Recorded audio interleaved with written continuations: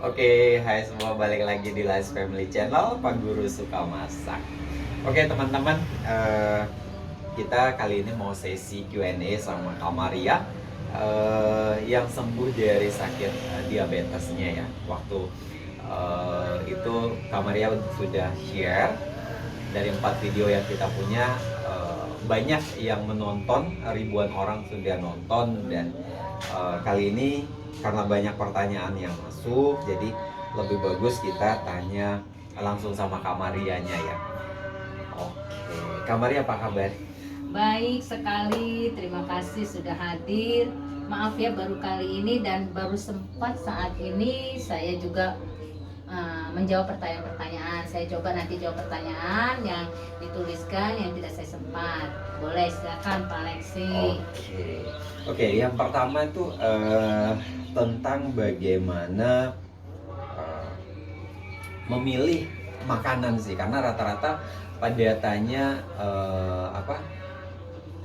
menu dalam seminggu dong, itu seperti iya. apa, kalau enggak menu sebulan di share dong Kak Maria, biar kita bisa tahu polanya. Tapi sebenarnya kalau teman-teman lihat videonya secara menyeluruh, udah ada sih ya bagaimana kita pemilihan karbo yang baik sebagai pengganti nasi, karena kan Kak Maria pankreasnya kan udah kena ya, Iya, jadi rusak juga sih. sudah rusak, jadi mau nggak mau harus benar-benar merubah, nggak makan nasi sama sekali. Nah, pertama ini ada Menu ya. dari Menu ya. menu sih. Jadi gimana sih Kak Maria pemilihan karbo sebenarnya yang baik? Karbonya dulu ya. Iya, karbonya. Kalau karbo kemarin saya sudah ceritakan ya, karbo saya berasal dari selada, tomat, dan timun. Itu sebagai karbo. Berarti kita makan nasi, nah itu nasinya, itu dari karbonya. Itu saja sudah cukup karena itu memang selada kita itu adalah tinggi karbonya. Kemudian tadi pertanyaan menyusun menu ya, menu Senin sampai hari Minggu itu tidak boleh sama ya saya bilang ya. Jadi kita bisa nyusunnya gini. Misalnya kita belanja ya, misalnya kan udah belanja ikan, ayam, ini ayamnya ayam kampung, ikan ini, ikan laut, ikan tawar, kita tulisin aja. Nah kita sekarang mau tentuin kita mau makan ikan tuh mau hari apa. Nah gitu, misalnya ayam mau hari Sabtu, jadi kita belanja ayam, siapin ikan, mau ikan apa, ikan tawar hari Selasa, terus ikan laut hari Kamis misalnya. Nah itu kita bisa jadwalkan tempe hari apa, terus kita masaknya, kita tulis mau masaknya yang bagaimana. Itu kita siapkan, kita hitung harinya untuk menu yang ikan atau daging ataupun juga kedelai ya, tempe, tahu kalau saya seperti itu. Jadi kita susun dulu belanjaan kita, baru kita buat menunya. Jadi kalau misalnya Sabtu ke Sabtu ketemunya apa, ayam gitu.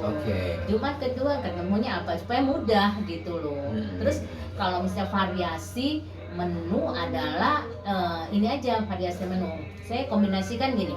Kalau karbo kita kan selada, tomat, timun, itu kering semua kan. Nah, kalau mau kita biar berselera, biar enak, jadi kalau misalnya sayur matanya itu berkuah, misalnya sup ataupun sayur bening berkuah, nah ikannya kita buat kering, misalnya itu ditim ataupun itu dipepes ataupun dia kering gitu. Jadinya nggak basah sama basah, misalnya ikannya di sup terus sayurnya di kuah juga kan kurang nikmat gitu, jadi dikombinasi gitu.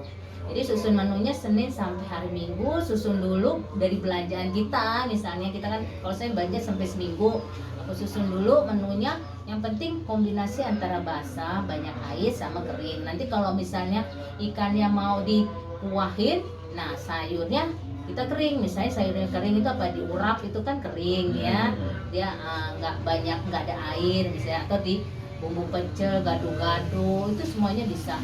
Jadi untuk susun menu kita susun dulu apa yang kita belanjakan dulu. Jadi kan sesuai yang kita belanjakan. Kadang-kadang kalau kita susun menu terus nggak ada di misalnya pasar ini gitu ya. Misalnya oyong, kita mau buat oyong kan mudah ya dapat di mana-mana gitu. ya oyong kita masukkan oyong itu hari apa, jadi ketemu harinya lagi kita oyong gitu, jadi Oke, mudah oke. gitu. Iya. Oke teman-teman, jadi itu menjawab pertanyaan bagaimana mengatur menu ya. Sebenarnya kalau mau gampang yang penting menunya jangan sama. Iya. Misalnya Senin dan Selasa ayam semuanya, kalau Iya, bisa betul. jangan kita ganti ya. Dan untuk karbonya tetap sebagai pengganti nasi itu selada, tomat, dan timun. Nah, itu kalau untuk teman-teman yang sudah suntik insulin ya. Tapi kalau misalnya yang nggak suntik insulin, di sini ada pertanyaan nih Kak Maria dari Pak Jaya Maulana.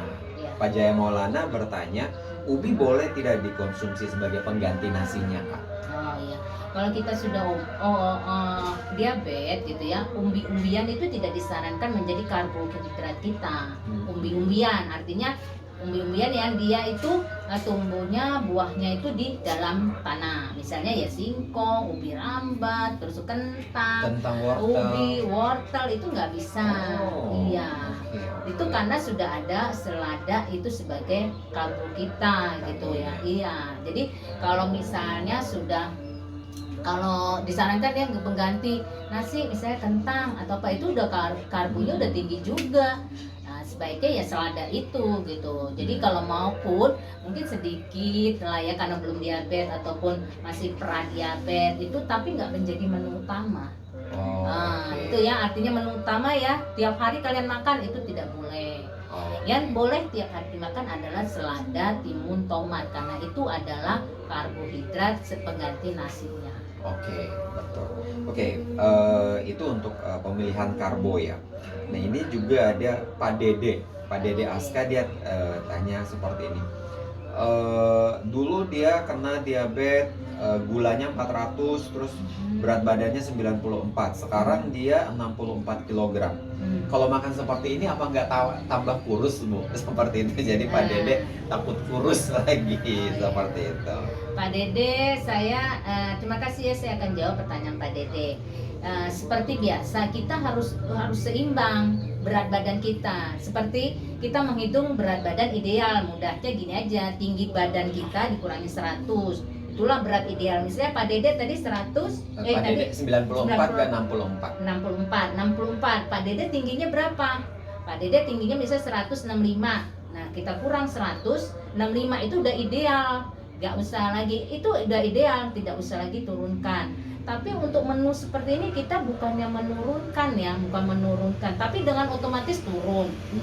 Tapi dia nggak di bawah batas dari ideal kita. Tetap aja kita konsumsinya dengan jumlah yang sama ya, maksudnya dengan jumlah yang cukup gitu. Jangan kita kurang-kurangi gitu loh. Nanti kita juga lapar kan, nanti kita ini sendiri nyari makanan yang tidak sehat lagi. Jadi cukup dalam arti kita kenyang makannya. Jadi kita kalau untuk turun lagi itu pasti kita harus ngukur juga berat badan kita gitu loh. Ya berat badan yang ideal tadi yang mudahnya seperti itu. Misalnya kayak saya 158. Saya itu nggak boleh di atas 60 kilo gitu. Harusnya saya 55 atau 58. Oke. Oh ini dari Karisma Uli bertanya, share menu. Nah teman-teman tadi kita udah menjawab ya pertanyaannya. Wortel bengkoang tadi juga sudah terjawab, itu termasuk umbi-umbian ya. Tidak boleh dikonsumsi tapi tidak rutin kalau misalnya itu. Kalau saya stop sama sekali. Oke. Ada lagi dari Pak Yudi Wahyudi. Pak Yudi bertanya, Kak Maria, cemilan yang bagus itu apa ya untuk penderita diabetes? Jadi masih mau ngemil nih Pak Yudi. Masih boleh Pak Yudi ya. Pak Yudi cemilannya yaitu buah Pak Yudi. Buah itu bisa dimakan, misalnya apel dan pir yang dianjurkan ya. Kalau kita nyemil buah itu pasti, apalagi apel ya atau pir ya, kita langsung merasa kenyang ya. Setelah kita makan terus 2 jam setelah kita makan harus istirahat dulu ya, maksudnya harus berproses dulu apa yang kita makan. Jadi misalnya kita mau makan pagi jam 7, makan snacknya itu jam 9 dan jam 10, tapi itu buah buah saja. Kalaupun ada cemilan yang lain boleh, kacang ya, kacang-kacang tapi yang direbus. Ya, misalnya kacang tanah. Tapi makannya jangan soal abrek. Jangan sekilo ya sekali jangan makan. sekilo juga gitu. Jadi boleh, kacang itu bagus, lemak yang bagus ya, karena itu lemak nabati. Jadi kacang tanah yang kampung itu loh, terus Iya, iya. direbus, jangan digoreng. Kalau digoreng dia kan mengandung minyak lagi. Minyak, Ya, itu aja. Di ini ataupun ini apa sih yang ijo-ijo itu apa sih? Edamame. Nah, kacang edamame itu bagus sekali. Ya, direbus. Nah, itu aja jadi punya ada misalnya Bapak beli setengah kilo, seperempat untuk pagi, seperempat untuk sore. Itu bagus, itu cemilan yang bagus dan membuat kita kenyang gitu. Berarti pola makannya tetap makannya kita tetap ya 3 kali makan berat, 2 kali snack ya. Iya. Oke. Nah ini dari Ibu Iis Wati. Bu, pola makan seperti ini apa hanya untuk penderita diabetes saja? Bisa nggak sih untuk penyembuhan penyakit yang lainnya? Saya sih sebenarnya bukan dokter ya, tapi pola seperti ini banyak disarankan juga untuk menderita penyakit kanker malah. Ya benar, karena kanker itu ya kita rubah polanya ya. Penyakit lain misalnya jantung udah pasti ya, kita pasti mengurangi atau tidak sama sekali makan gorengan. Ya untuk kanker ini untuk apa? Daun-daunan dan buah, kemudian kita merasa segar. Itu saya pernah lihat dan juga saksikan itu penderita yang sudah kemo, yang semuanya sudah kemo kan lemes dan juga mual atau apa, dia merasa tetap segar gitu loh dengan pola makan seperti ini gitu loh. Dan pokoknya menghindari semua makanan yang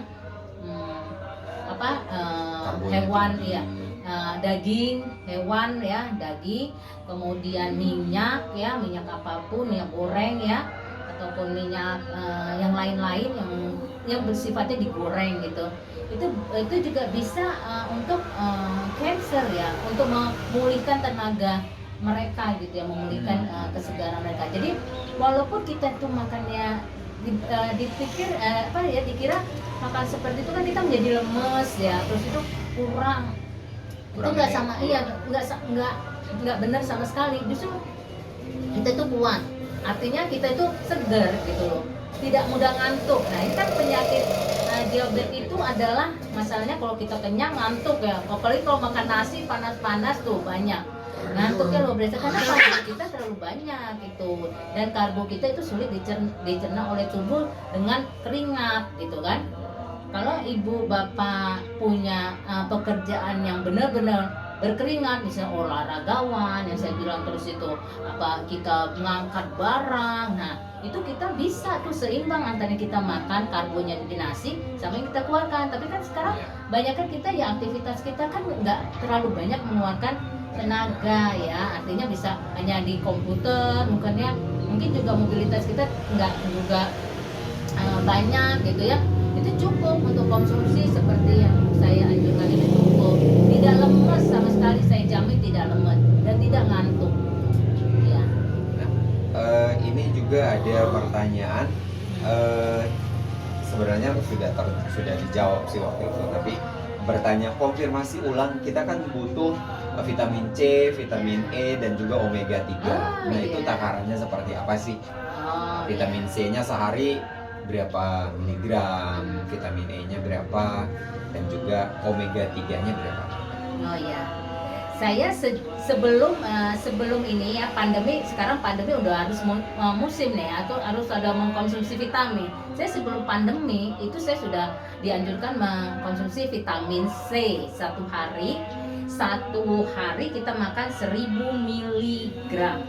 1000 mg apapun mereknya terserah, yang penting tercukupi 1000 mg. Kemudian vitamin E1 itu biasanya 40 mg yang kecil ya. Terus vitamin kalau D nggak perlu, karena kadar D itu kayak menggunakan kita sinar matahari aja, kita berjemur jam 10 sampai jam 10-15 menit itu cukup. Di daerah tropis gini kita keluar sebentar dari AC, dari ruangan gedung, kita keluar sama nikmati matahari jam 10 sampai jam 10-15 itu udah cukup. Jadi Kalau omega 3 itu kita untuk ini ya, untuk juga kita kelancaran ya, kalau saya bilang ya, kita kan udah nggak makan minyak ya, tapi minyak ikan yang benar-benar minyak ikan, bukan yang dengan dipanaskan atau apa, itu penting.